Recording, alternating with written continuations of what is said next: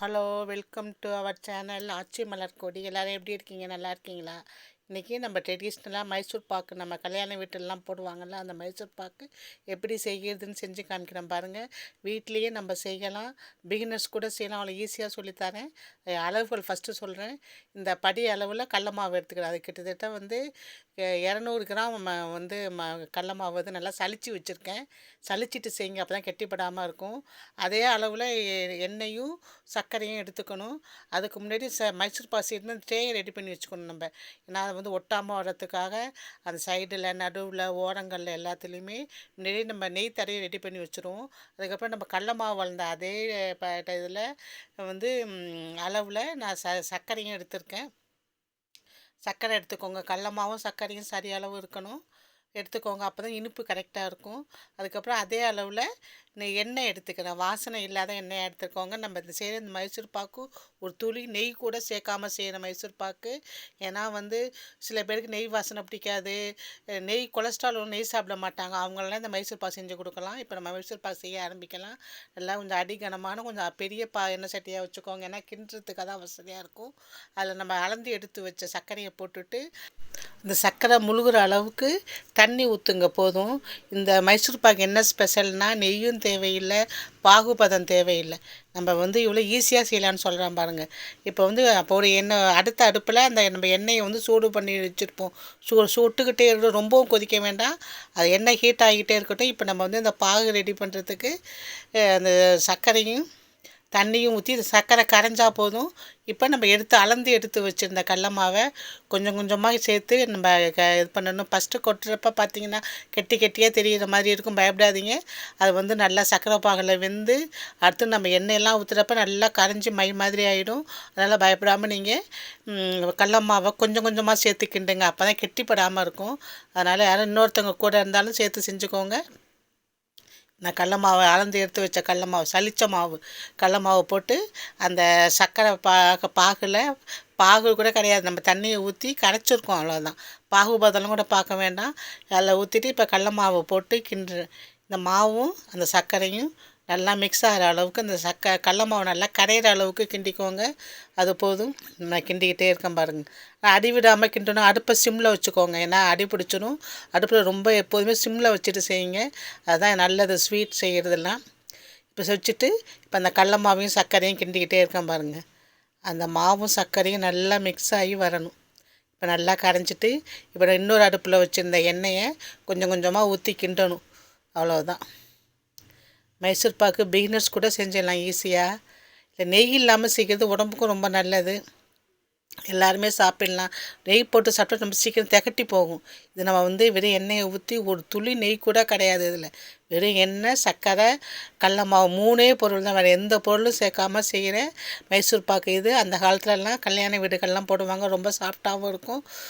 வந்து பொண்ணுங்களுக்கெல்லாம் கல்யாணம் சீராகவும் கொடுப்பாங்க இந்த மைசூர் பாக்கு.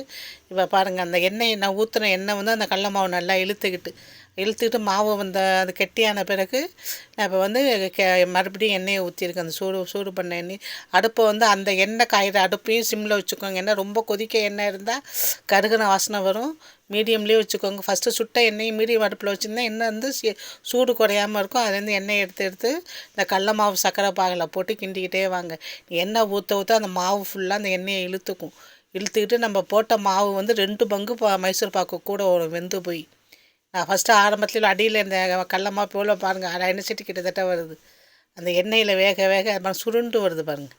இதுதான் நல்ல பதம். இப்போ எண்ணெயெல்லாம் நல்லா உறிஞ்சிட்டு மாவு இவ்வளோ சுருண்டு வருது பாருங்கள். இதுதான் அந்த கடல மாவு வந்து சாஃப்டாகவும் இருக்கும், வாயில் போட்டோன்னா கரையும். இந்த இனிப்போட ருசியும் நல்லாயிருக்கும். இப்போ பாருங்கள், நம்ம ஃபஸ்ட்டு கெட்டியாக இருந்ததில்ல கடல மாவு, அது எல்லாமே வந்து அது சர்க்கரை பாக்கோட கரைஞ்சி அந்த எண்ணெயில் வெந்து இப்போ எவ்வளோ பச்சை மைசூர் பாக்கு எவ்வளோ இதாக அழகாக மஞ்சள் கலரில் எப்படி இருக்குது பாருங்கள். சுண்டு வருது. அது இன்னும் வந்து கெட்டியாகணும். இதுக்கு நம்ம இன்னும் கொஞ்சம் எண்ணெய் வச்சுருக்கோம்ல, அந்த எண்ணெய் இன்னும் கொஞ்சம் எடுத்து அந்த எண்ணெய் ஊற்றினா அந்த சூட்டுக்கு இப்படி பொரியுது பாருங்கள் மாவு, கடல மாவு. இதுதான் அந்த மைசூர் பாக்கு வந்து நம்ம சாஃப்டாக செய்கிறது ஒரு ரகசியம். இதுதான் சூட்டோடு கொட்டுறப்ப அந்த சூட்டில் அந்த மாவு நல்லா வெந்து சாஃப்டாகிடும். இவ்வளோ சுருண்டு வருது பாருங்கள். நல்லா வெந்து மைசூர் பாக்கு நல்லா பதத்தில் நமக்கு வருது. இது இந்த சமயத்தில் நீங்கள் முன்னாடியே வந்து ட்ரேயை ரெடி பண்ணி வச்சுருக்கீங்க. அதனால் இது பாகுப்பதம் நான் சொல்கிறப்ப டக்குன்னு எடுத்து கொட்டிடணும்.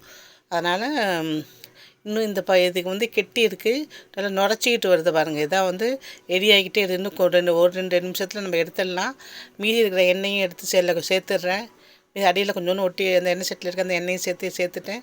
இப்போ ஒரு கிண்டிட்டு நுரைச்சிக்கிட்டு வருதுங்க. இதான் பதம், இறக்க வேண்டிய பதம். இவ்வளோ அழகாக இருக்குது பாருங்கள். அப்படியே அடி ஒட்டாமல் சுருண்டு வருது பாருங்கள் மைசூர் பாக்கு. இல்லை ஈஸியாக செய்யலாம் பீனர்ஸ் கூட. நான் அளவு சொல்லியிருக்கேன், இந்த அளவில் செய்யுங்க, நீங்கள் கரெக்டாக வரும். சமைக்க ஆரம்பித்த சின்ன பிள்ளைங்கள்லாம் செஞ்சு பார்த்துட்டு அடுத்து எனக்கு கமெண்ட்ஸ் சொல்லுங்கள். மைசூர் பாக்கு நீங்கள் செஞ்ச மாதிரி இருந்தது ஆச்சுன்னு சொல்லுங்கள், ரொம்ப சந்தோஷப்படுவேன். இப்போ வந்து அடுப்பை நல்லா இதாக பொங்கி வருது பாருங்கள். அதான் பதம், நுரையாக வருது. இல்லை கிண்டி அடி மட்டும் பிடிச்சிடாம இதை கிண்டிடுங்க.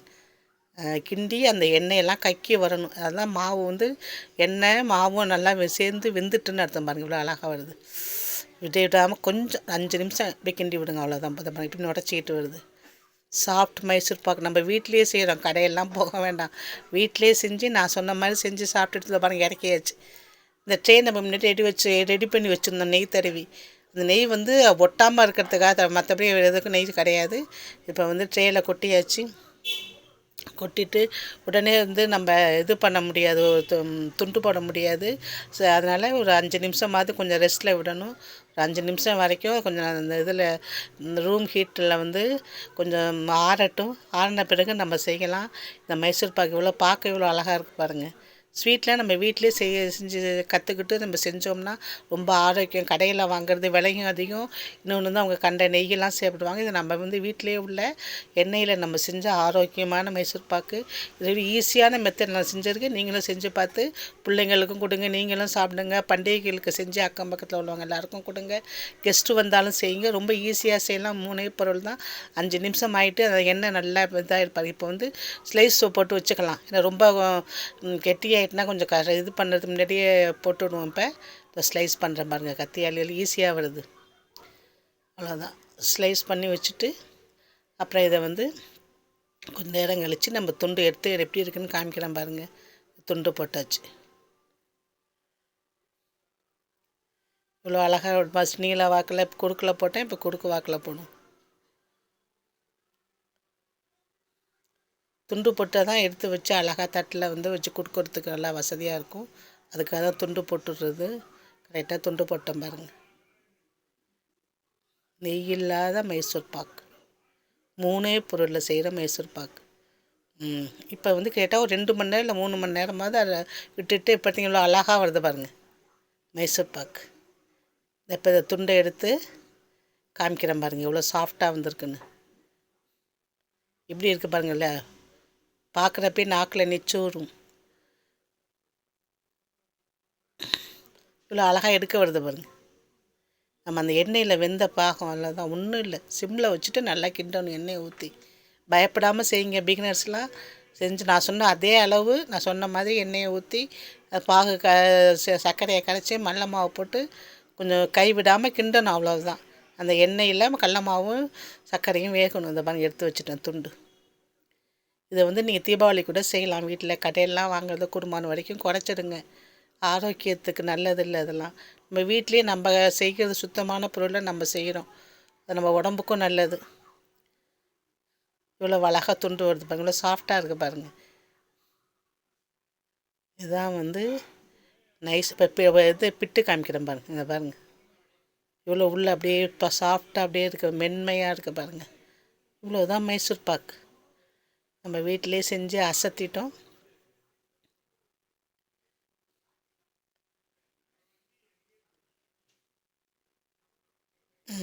மைசூர் பாக்.